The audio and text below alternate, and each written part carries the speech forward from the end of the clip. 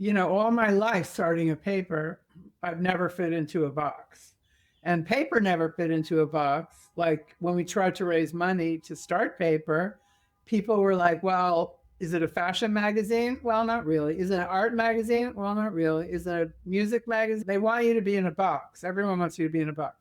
And then the advertisers, the same thing happened. So it was a cultural magazine. And we just thought that was like what we were communicating was culture. And it was about how all those things were starting to crisscross in our world and make culture.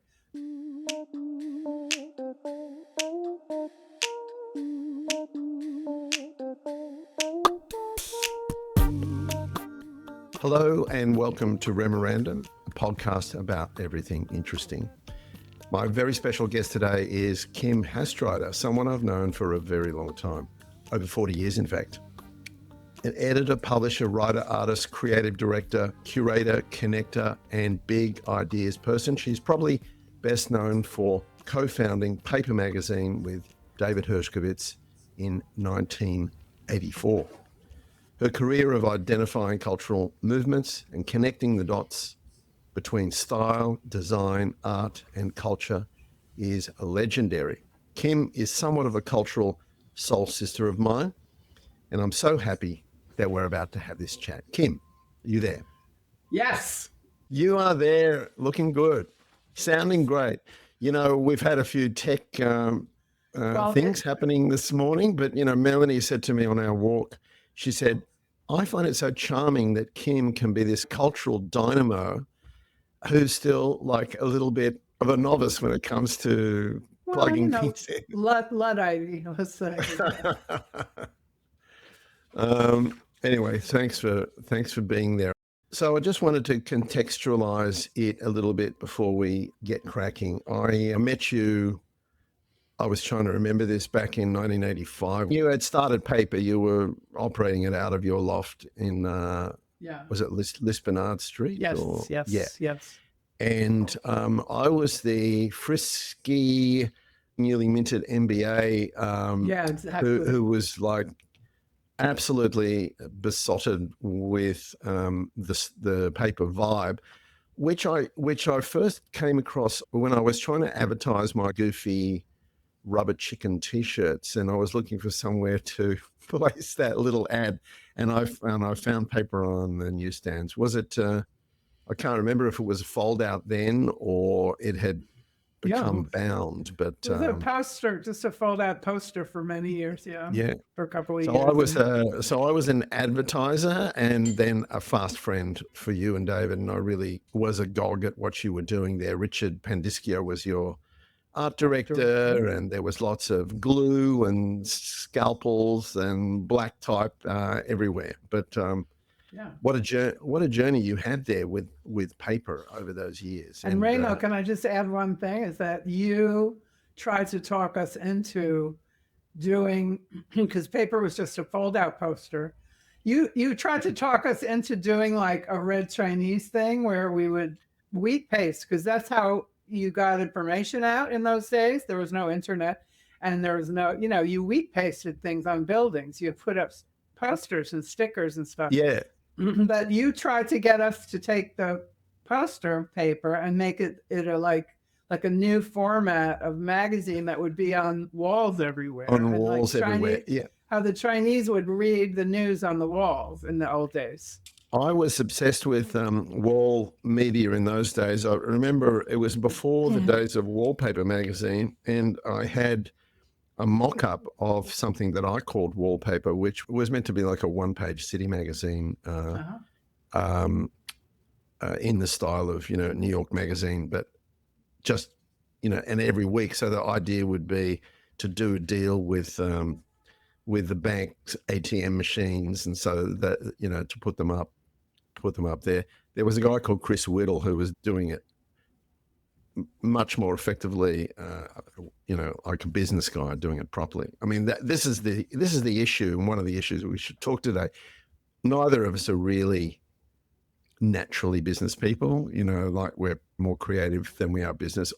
As I said in one of my notes, all yin and no yang, which is me. But Yeah, so that was back then, and then I returned to Sydney in 1987. Then I started my Remo store, and you guys were always very supportive. I used to sell paper, and every time I came to New York on buying trips, you and David would kindly take me to lunch to some Korean place or another, and we would kvetch about doing hybrid things and how no one really understood what we were doing until we were actually doing it, which is why I really love that Glennon Doyle quote. The last time I was in New York. That's actually, the theme of my new book that I'm working on. And that quote is right at the beginning of my new book. Yeah. Well, let me read the quote and then tell me about the book. So the quote is, "Don't explain the thing, just do the thing. And then they'll be able to see the thing,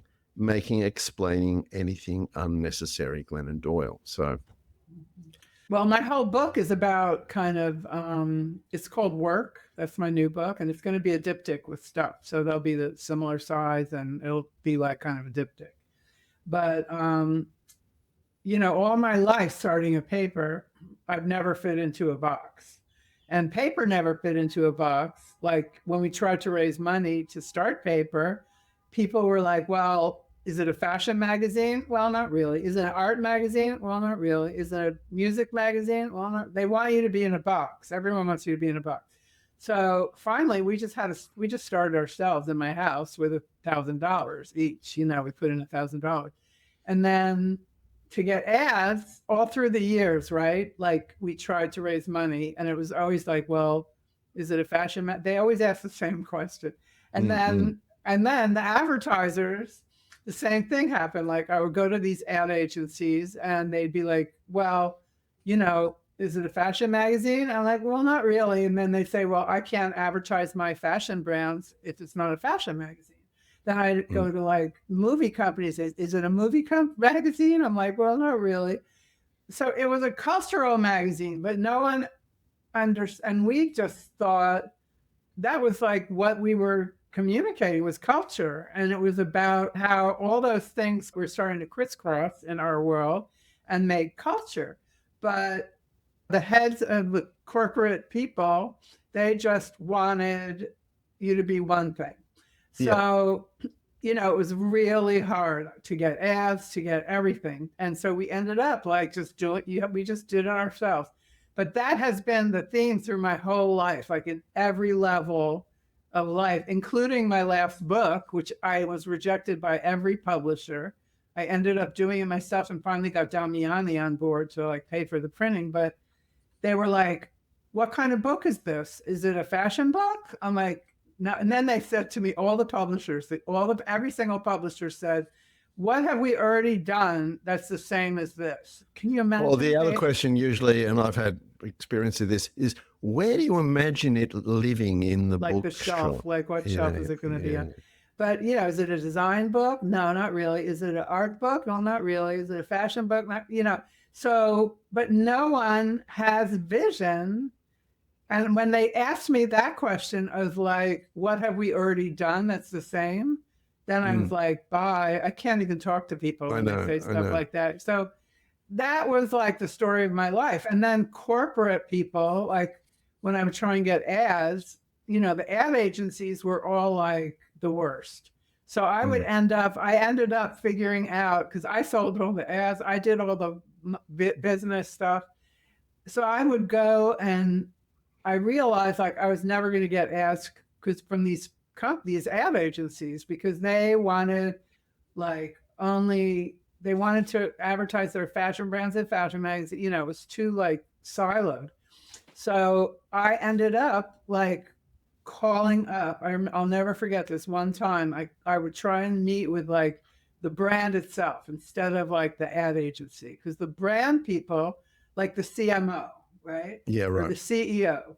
And because the brand people, I said, they have to understand this, because this is like the future.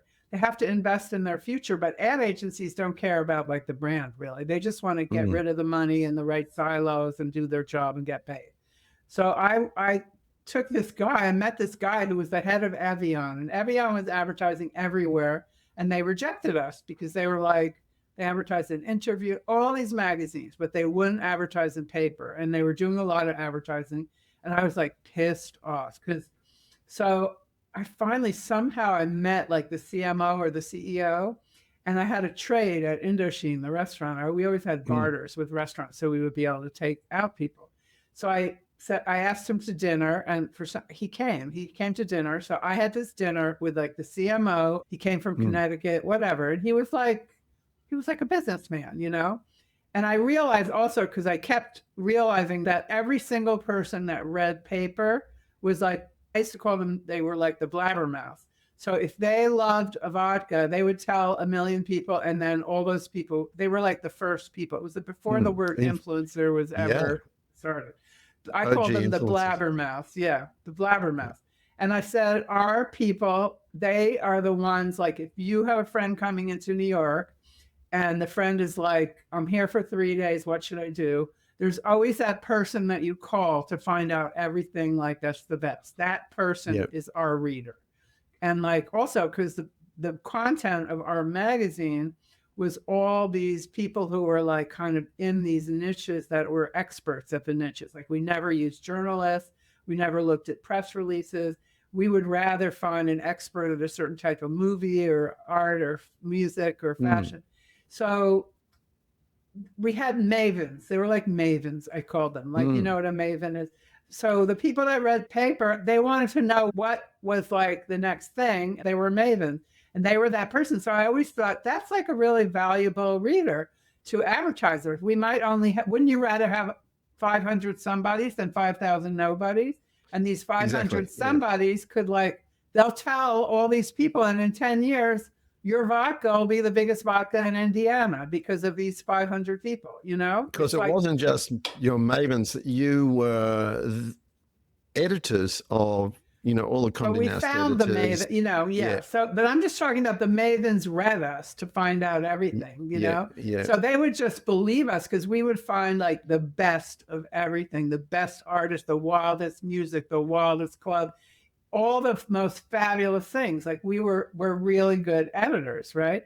So we knew all the best stuff. So people who understood the difference between mediocre and great, they would read paper, and then their friends would all call them. What club should I go to? And they would know because they read paper. So, and the advantage you had too was your integration with downtown was very strong. And you knew all the restaurants and the clubs, and so they were all friends. They were my peers. So if you were a CMO living in Connecticut, and you were getting invited to cool downtown parties, that was going to help.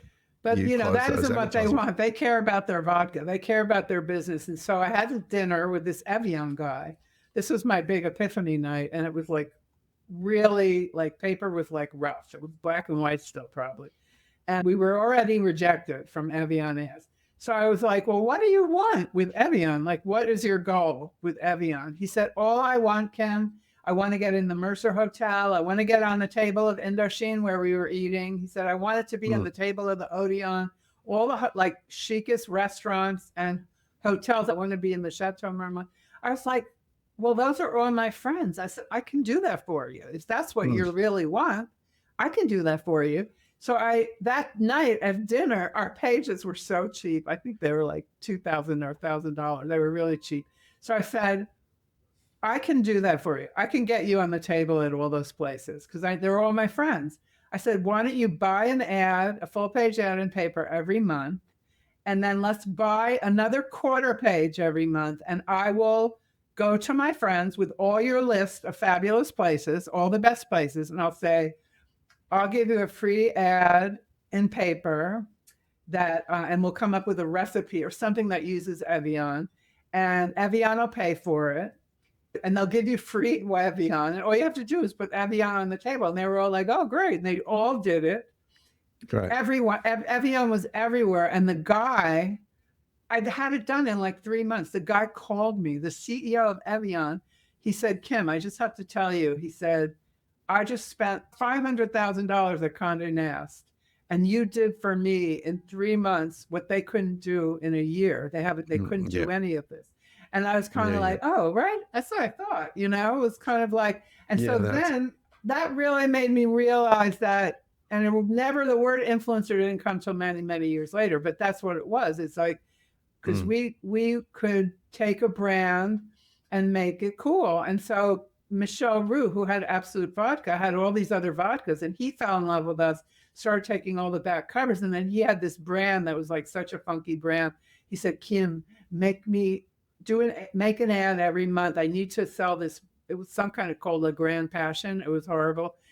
But he said, he bought like 3 pages every month. It was a big deal, but I had to make the ad. And I made a really cute ad campaign for him, but he loved us. And he was kind of like almost my first investor. Yeah, no, I do remember. He bought so many pages, and he loved me. And I would go, he would have these like kind of roundup sessions because he spent so much money. All the big magazines would be there, and I would be there like in my funky, and then he would like be really rude to all the big magazines, but he would be like really nice to me. Like he was just a rebel, that guy. So I don't know. It's just like we ended up, people ended up finding us, and we also we had no money. So all of us had other jobs. I mean, we were doing it to do something inspiring. And so all the artists loved us, and we would find people we would always put people, no one was famous on our cover. And then as the years passed, people became famous that we were covering, and they always were like, Paper gave me my first story. You're the reason I got famous. So then when they were really famous, they would always do our covers. And so it was kind of like, because we never really loved celebrities. We weren't like, we always said we treated celebrities like nobodies, and nobody's like celebrities. The reason why I feel a particular kinship with you is that hybridizing dilemma, because, was my store an apothecary? Was it a fashion store? Was it a bookstore? Was it? And my answer was always, it's all of those things. It was culture. It's self-defined. It self-defines. Culture. It's culture. Yeah. So which is a nice segue to, we haven't really talked about Stuff, which was the first in the diptych that you're doing. When I last saw you, you were putting it together, and I have to say I'm super impressed with where you got it to, because it's a gorgeous, gorgeous documentation of your life as manifest through objects and things. So, I often use that metaphor of the iceberg. The tip of the iceberg is the object, but it's really what's interesting is everything that's underneath it, and that's what and the stories behind is about, right? Yeah. It's my life, but it's also the history of New York, the history of culture in New York City. All is told through the stories of my stuff. So the stories are really important. It's not a coffee table book of pictures, although there's a lot of pictures in it, but it's really about the stories. The stories tell the stuff tells the stories. The stories are good. And I hope it's doing okay. It's probably got a long tail. It'll be out there for a long time. Yeah, it's almost sold out, actually. I think it might be sold. So there's just a few left, but it's not a lot left. But I haven't even really launched it in Europe. So I don't know if I'm going to include a link. I did Google it here in Australia this morning, and it is available through a few online sources, and some of the projected delivery dates are not so far away. So it makes me think that someone is warehousing them down here. So that's great. And we're on kind of parallel paths there, because I've pivoted from being a seller of things to being a teller of stories, even though I'm still selling some stuff as well. Those stripy things keep walking out the door, but I'm really excited about writing and books. Back to the hybrid thing, this advertising guy, Adam Ferrier, that I met not so long ago, who's got an agency called Tinkerbell. We were talking about zigging and zagging, and how sometimes it's dangerous to be zagging when everyone else is zigging, but sometimes it can really pay off. And his point was that there's zigging and there's zagging, and there's zagging within the zig. And by that he means that you can do a wild and crazy version of something, but you kind of need to hold people's hands to help them categorize you? So, when you were doing paper, it's, maybe useful to kind of come to a de facto conclusion as to where you would like people to think of the magazine. I mean, there were Andy Warhol's interview had already been out there, and there were comparables, wouldn't you say, or not? I mean, I think paper was completely unique, but it's just my opinion. I mean, there was independent newspapers and magazines, but paper was completely unique. I mean, but that paper was a long time ago, and we sold it in 2017, almost 10 years ago. So there's a lot that's happened since. I'm kind of like, I don't stick in the paper world. I don't talk about paper that much. I mean, it was great. It was amazing. I have an amazing archive.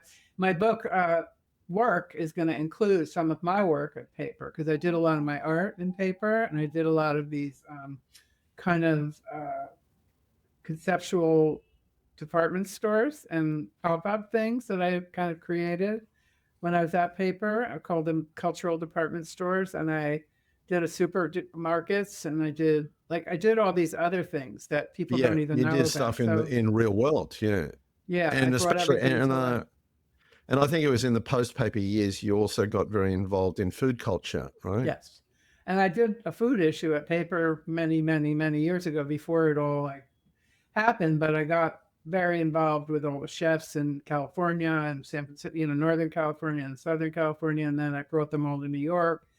Yeah, the food culture was food was culture, and it, became culture. And all the young kids that were opening butchers, and, they were becoming farmers, that was since they were doing that instead of starting bands in their garage. So I felt it was a real cultural movement, and I love cultural movements. So I fell in love with the food kind of world, and I'm still very involved with it. And I do these soup parties that are kind of become famous for, that are amazing, which I do every year. And then I did a huge one that I curate shows. I always have been a curator, so I curate shows. I am very involved with Creative Growth Art Center, which is like an art program in Oakland, California for developmentally disabled adults that is extraordinary. And this is the thing about you, Kim. You have long relationships, and you're extremely loyal. I mean, I've known about Creative Growth for decades. Yeah. I've known about your 30 years. I've been with them, and your relationship with Ted Muelling. Yeah, and Ted is. But all those people I brought into my pages. So, I collaborated with Creative Growth on my pages. I collaborated with, Malik Sidibe, the African photographer, on my pages. I've collaborated. So my book is it's going to blow people's minds, because people don't even know all these collaborations that I did because I used to have maybe 20 pages every issue that were mine, that I would do these collaborations and style things. And I did, rebranding things. I'm really into advertising. George Lois was a really dear friend. He's like my hero, the advertising man. I don't know if you had a great relationship with Target as well, if I recall. Target, yes, but that's so sad. It's the saddest thing, is that Target is kind of gone now, because it all changed. Target fell apart. But yes, I love Target, and I worked for Target for 17 years. Life is a curatorial journey, and you're sort of you accumulate and you don't do too much shedding, but you're very organized too, which I am. I've been to your apartment there at Greenwich Village, and everything is in a planned drawer, and everything is kind of laid out. It's kind of like your own little personal museum. What's going to happen when I die? I have to have it organized, right? You've done the Swedish death cleaning. Well, I don't have kids, but I don't want to throw some of this stuff that's really valuable stuff. I have really valuable ephemera from paper, and I have really valuable everything, clothes and art and T-shirts and. Well, I don't want to tell you what to do with that, but what I've decided to do with some of the big pieces of signage from the old Remo store is that I contacted the Powerhouse Museum here in Sydney. So it's like a culture design museum, and the curators came out to the garage in Bondi and poked through and, said yes, no, yes, yes, yes. So I've got to document that, and then I'm going to donate it to them, because otherwise I'm just kind of paying monthly storage on like shit that I'm never going to use again. So I had a couple of questions here. One of them is about community, because the thing about paper too is that it did build a very strong community of what you used to refer to as paper people. I had my own customer community in parallel to that. This was before the internet. When the internet came along, you guys were super early into it with that. I never liked the black background design of it, but I loved it. I do remember that you guys had bulletin boards and forums, before anyone else was really even playing with that. So in the wake, you built this very strong community. Where is that community now, and how We do had you the best connect with it? parties.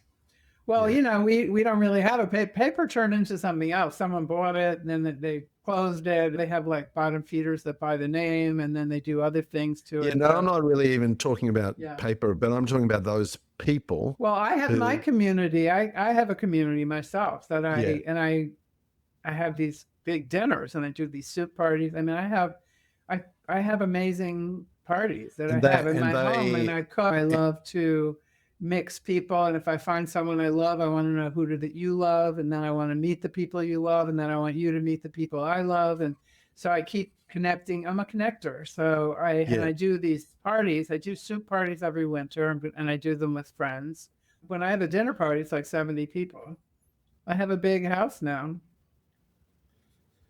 And then I also did in COVID, when COVID happened, I was starting my book, but I was so freaked out. We were all so freaked out that I ended up, and I live alone, and I was kind of like, oh my God, like, what is this? Like, maybe I could do my book, because, I'm going to be alone, and you had to be, what's it called? Sequestered.